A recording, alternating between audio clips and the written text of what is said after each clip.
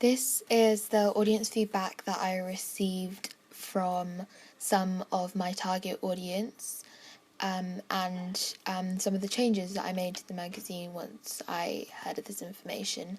This is a picture of them having a look at the unedited version of the magazine and looking at what they liked and disliked.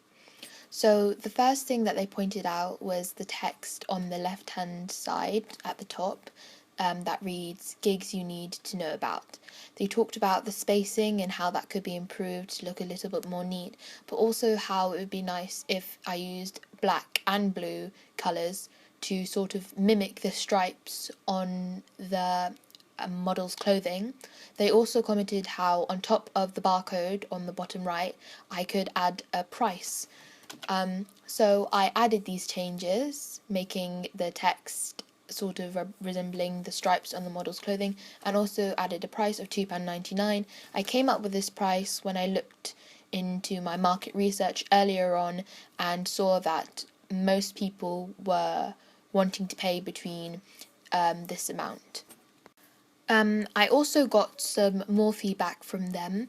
One of the things was to add an issue date, which they suggested I put underneath the title at the top. They also commented on how I used the name Cosmic Haze twice, one when I used a quote and one when I used an anchor.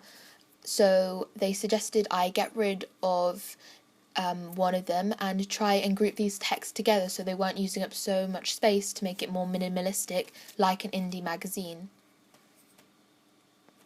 As you can see, I made these changes by putting the quote in with the name and then putting the anchor underneath them, and also adding the issue date at the top. I think this really helps, as indie magazines are very simplistic and centered, so by putting all of this in the center, it makes it very minimalistic and appealing to the eye.